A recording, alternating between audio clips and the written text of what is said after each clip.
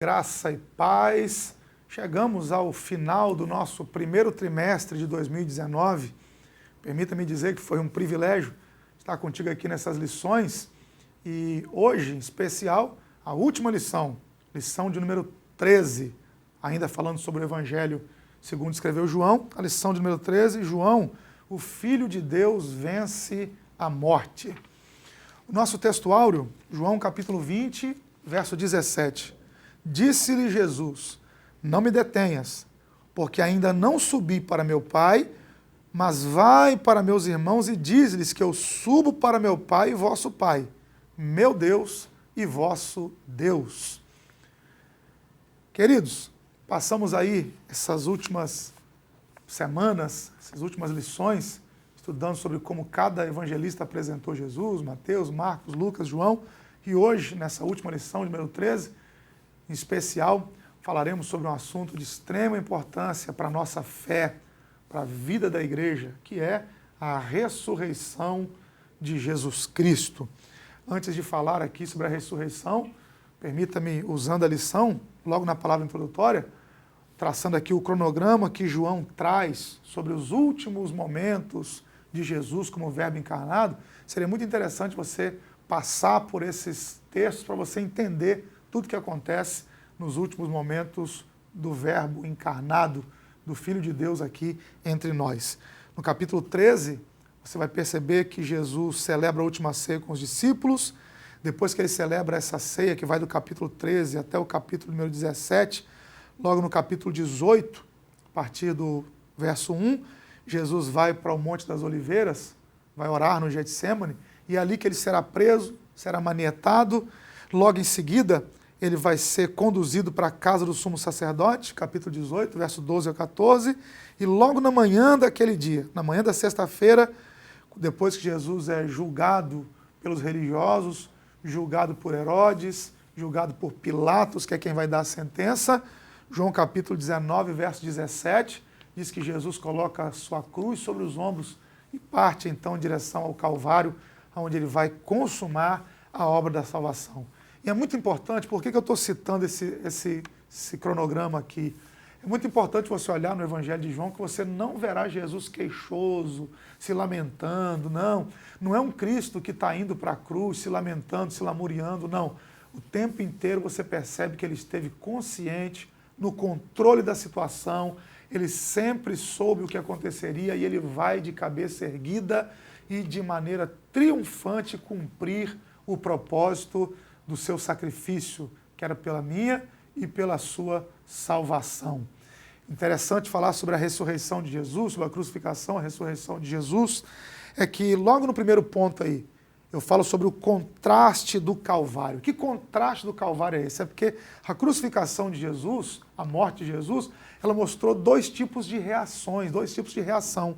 Se você olhar para o Getsêmani, no capítulo 18 de João, nós vamos encontrar Judas traindo, nós vamos encontrar Pedro negando Jesus, verso 25 a 27 de João 18. Nós vamos encontrar a inveja dos religiosos, dos sacerdotes, no verso 14 do capítulo 18. A covardia de Pilatos, no capítulo 19, verso 12. Então isso mostra o que? A incredulidade das pessoas. Como as pessoas não criam que ele era o Cristo. Como os seus amigos o abandonaram. Então isso mostra como a crucificação de Jesus revelou um outro lado das pessoas, revelou a traição de Judas, revelou a covardia de Pedro, mas há um contraste. Que contraste é esse? Nós vamos encontrar também, João capítulo 18, capítulo 19, a partir do verso 25, a presença de mulheres ao pé da cruz. O próprio evangelista João está ao pé da cruz, dos poucos discípulos que foi lá ao pé da cruz. Nós vamos encontrar também, no capítulo 19, verso 38 ao 42, José de Arimateia e Nicodemos indo até o Calvário, intercedendo junto a Pilatos para que pudesse tirar o corpo de Jesus da cruz. São demonstrações de amor. João indo com Jesus até o Calvário, as mulheres lá ao pé da cruz, vendo ele ser crucificado, chorando. Então, da mesma forma como alguns se acovardaram, sumiram, outros estavam lá, presentes, vendo, acompanhando. Isso mostra o contraste do sacrifício de Jesus e até hoje é assim. Há aqueles que ouvem e manifestam incredulidade e há aqueles que ouvem o relato e creem. E a esses que creem, é-lhes dado a vida eterna. Esses que creem, é-lhes dado o poder de serem feitos filhos de Deus. Um outro contraste que nós vamos encontrar no Calvário, enquanto no Calvário nós encontramos o contraste do medo e da covardia, nós também vamos encontrar a expressão máxima do amor no Calvário e a expressão máxima do ódio. Na verdade, vamos começar falando sobre a expressão máxima do ódio. Por que que no Calvário nós vemos a expressão máxima do ódio sobre Jesus? Deuteronômio capítulo 21, verso 22 e 23, Gálatas capítulo 3, verso 13, são textos que nos mostram que quem era pendurado no madeiro era tido como maldito. Ou seja, a sentença de morte que deram para Jesus foi a pior sentença que havia naquele tempo. Só os criminosos de maior periculosidade, só aqueles cujo governo romano, cujo o castigo seria forte, era dado a esses a crucificação. E é esse o modo de morte que Jesus terá por nós. O crucificado deveria ser crucificado, na verdade, o criminoso deveria ser crucificado lá de fora da cidade. Jesus foi conduzido para lá de fora da cidade. A vítima era deitada sobre a cruz, tinha suas mãos, seus pés perfurados, e aqui na lição eu trato um pouco mais de profundidade sobre onde os cravos eram perfurados. A dor era intensa, era aguda. Haviam 3 formas de cruzes que eram usadas, eu falo sobre isso aqui na lição também. Havia a cruz em forma de X, que é conhecido como a cruz de Santo André. Havia a cruz em forma de T, que é conhecido como a cruz de Santo Antônio. E a cruz mais comum, que é a cruz em missa, que é essa que nós acreditamos que Jesus foi crucificado nela, é a cruz tradicional que nós conhecemos. E Jesus então vai sofrer intensa dor, Jesus vai ser humilhado, vai ser zombado na cruz, tudo por mim e por você. Mas ao mesmo tempo que nós vemos que a cruz é a expressão máxima do ódio, depois que Jesus passa pela cruz, nós vemos na cruz também a expressão máxima do amor. Por quê? Textos como Gálatas capítulo 6, verso 14, diz que fomos crucificados para o mundo junto com Cristo, ou seja, a cruz que para muita gente é maldição, para nós mostra uma morte para o mundo e uma ressurreição para Deus. Colossenses capítulo 1, verso 20, diz que na cruz nós somos reconciliados com Deus. Se na cruz eles pensavam estar mostrando a expressão máxima do ódio, na cruz Jesus está mostrando a expressão máxima do amor, nos reconciliando, nos trazendo de volta para Deus. 2 Coríntios, capítulo 5, verso 21, na cruz nós fomos justificados. Romanos, capítulo 5, verso 10, na cruz, além de reconciliados, fomos salvos. Gálatas 2:20, na cruz nós recebemos nova vida. Hoje, quando nós olhamos para a cruz, quando nós lembramos da cruz, nós vemos ali a expressão máxima do amor, aquilo que foi a expressão máxima do ódio para aqueles que conduziram Jesus até o Calvário, para nós, para a igreja, é a expressão máxima do amor de Deus pelas nossas vidas. O segundo tópico da nossa lição, da lição número 13, eu falo sobre o está consumado.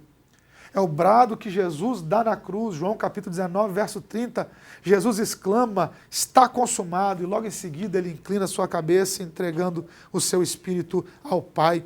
Quando Jesus diz está consumado, ele está dizendo, olha, a obra da salvação foi concluída. No grego, a palavra usada para estar consumado é tetelestai. Tetelestai era uma forma que eles usavam quando os sacerdotes viam uma ovelha que poderia ser sacrificada. Eles diziam tetelestai, essa ovelha equivale, esse cordeiro equivale ao preço para ser entregue no Calvário. Quando 2 comerciantes fechavam um negócio e o preço era justo para ambos os lados, eles diziam, tetelestai, está consumado. Quando Jesus usou essa expressão, está consumado, tetelestai, sabe o que ele estava dizendo? O preço foi pago, não há mais nada a pagar, não ficou pendência nenhuma. O preço que era para ser pago pelo pecado da humanidade, eu paguei, tetelestai, está consumado. Essa é a diferença do evangelho para outras religiões. Porque enquanto as outras religiões diz faça, o evangelho diz está feito, nosso papel agora é só crer no sacrifício de Jesus. Nós não precisamos mais nos sacrificar como ele foi para o Calvário. Nós não precisamos ir de novo, ele foi por nós. Está consumado. Essa é a revelação que João traz para nós. E o terceiro ponto da nossa última lição, o sepulcro está vazio. E na minha opinião, como comentarista da lição, esse é o ápice da revelação para nós no Evangelho de João. Por quê? como eu falo aqui no primeiro ponto, primeiro tópico do terceiro ponto, se você olhar, você vai perceber que Confúcio está no túmulo, Buda está no túmulo, Allan Kardec está no túmulo, Chico Xavier está no túmulo. Agora Jesus não. Eu estive lá em Jerusalém. Você chega lá e o sepulcro está vazio. A maior revelação de Jesus, do sepulcro vazio, é essa. É que Jesus ressuscitou, mas além de ressuscitar, ele está vivo. Se a cruz estivesse vazia e o sepulcro estivesse cheio, nós não estaríamos aqui. Mas além da cruz ter ficado vazia, o sepulcro também ficou vazio. Ele ressuscitou. Ele está vivo. Essa é a maior revelação, que além de ressuscitar, ele está vivo. Por que eu estou frisando isso? Porque você olhando para o Antigo Testamento, você vai ver que Elias ressuscitou pessoas, Eliseu ressuscitou pessoas, você vê Paulo ressuscitando Eutico, você vê Pedro ressuscitando Dorcas, você vai ver que Jesus ressuscitou a filha de Jairo, o filho da viúva de Naim, ressuscitou Lázaro. Mas qual a diferença dessas ressurreições para a ressurreição de Jesus? É que essas pessoas que receberam a ressurreição, que voltaram à vida, morreram de novo. Mas Jesus não. Ele ressuscitou, mas além de ressuscitar, ele está vivo. Quando ele ressuscitou outras pessoas, ele estava mostrando, olha, eu tenho poder de trazer as pessoas de volta à vida, eu tenho poder sobre a morte, tenho o controle da vida. Mas quando ele mesmo ressuscita, ele está dizendo, além de eu ter poder sobre a vida, eu estou declarando, eu venci a morte, eu ressuscitei e não vou morrer de novo. Esse é o nosso Deus, esse é o nosso Cristo. Aquele que venceu a morte está vivo e um dia voltará para buscar a sua igreja. Que a sua fé seja renovada, que a fé dos nossos irmãos seja renovada através desse ensinamento, dessa revista. O Filho de Deus venceu a morte. Deus abençoe você. Até uma próxima, permitindo Deus. Obrigado por ter ficado comigo aqui até o final, até a lição de número 13. Deus te abençoe fortemente, em nome de Jesus.